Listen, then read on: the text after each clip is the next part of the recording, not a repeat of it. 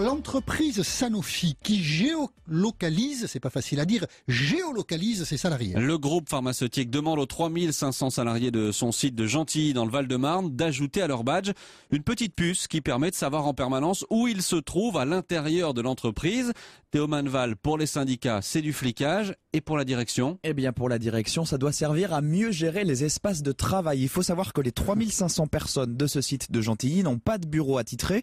Quand elles arrivent, elles doivent se répartir sur les différents plateaux, les salles de réunion, un petit peu au petit bonheur la chance. D'où l'intérêt de ces puces pour Anne Viau, la directrice du site.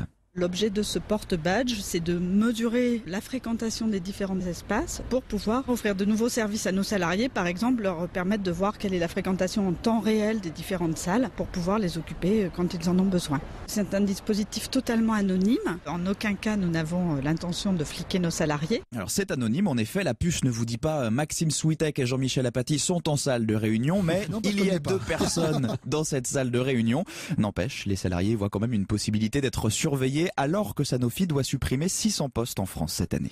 Ils nous considèrent comme des petits points sur un écran. C'est pas acceptable. On n'a pas à nous suivre si on va 5 minutes aux toilettes ou 5 minutes à la cafette. Ils disent que c'est anonyme, mais on passe en même temps au portail avec le badge et le porte-badge. Ouais, donc je pense qu'on peut faire vite fait l'association si après on veut s'en prendre à quelqu'un. On peut toujours imaginer le pire. Alors certains ont opté pour la solution radicale. Un salarié m'a glissé en souriant qu'il avait réussi à enlever la puce en douce. Ni vu, ni connu, ni suivi. Un reportage en direct de Théo Manval. Ensuite des invités d'Europe Midi avec Jean-Michel Apathy et Maxime Switek. Une puce sur le badge de 3500 salariés. Mesure mise en place chez Sanofi pour savoir où se trouvent en permanence dans l'entreprise les employés. On en parle avec les invités d'Europe Midi. Alors c'est sans doute légal cette puce chez Sanofi, Jean-Claude Delgen. Est-ce que c'est légitime ? Et c'est toute une question. Alors au-delà de ce dossier qui illustre une généralisation dans toutes les entreprises de l'utilisation des moyens électroniques pour, je dirais quelque part, optimiser leur activité, se pose la question de qu'est-ce que l'on va faire de ces données. Est-ce qu'on va utiliser ces données dans d'autres fins que celles qui sont affichées ? C'est la vraie question. Aujourd'hui, ce qu'on voit dans les entreprises, c'est qu'il y a 3 logiques. Oui. Il y a une logique commerciale. Par exemple, vous livrez des marchandises, vous livrez des médicaments, des livres, etc. Ben, vous pouvez savoir à l'heure près où se trouve le produit que vous allez livrer. Ça, c'est utile. Vous pouvez renseigner celui qui l'attend.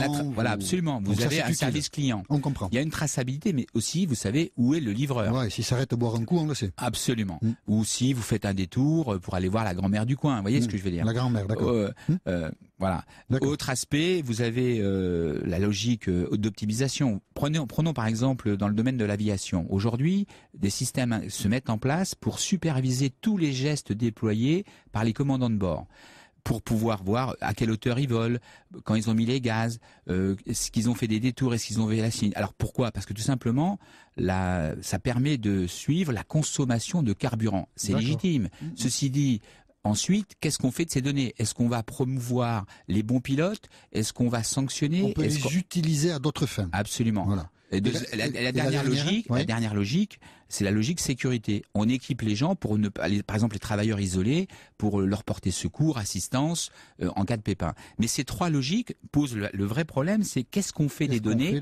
Qu'est-ce qu'on fait de ces données ? Et comment on vit aussi en tant que salarié quand on se fait surveiller à chaque seconde ? C'est terrible, c'est terrible quand vous êtes pénible, dans une logique, vous êtes dans une fausse autonomie, sans aucune latitude décisionnelle. Vous parliez du chauffeur-livreur, mais bon, moi j'ai une histoire par exemple que je raconte rapidement. J'étais dans une histoire vraie, j'étais avec un chef de service. On parlait de ce sujet-là, de la géolocalisation, et le garçon me dit, regardez à l'écran, il prend 2 salariés, il me montre, regardez où ils sont à l'écran. Il y en avait un qui était en arrêt maladie, qui n'était pas chez elle, c'était une femme, et l'autre qui était censé faire des livraisons dans la région de Gisors et qui était autre part. Ouais. Et en fait, ces 2 personnes étaient dans un hôtel ensemble.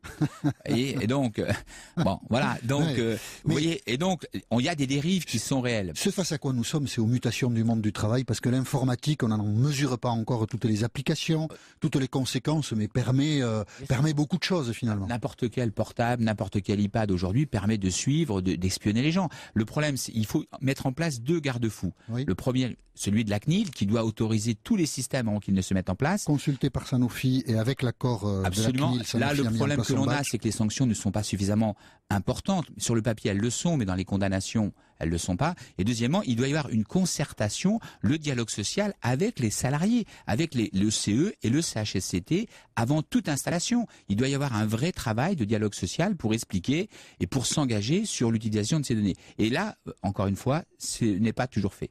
Merci Jean-Claude Delgen, directeur général de Technologia, d'avoir accepté l'invitation d'Europe 1.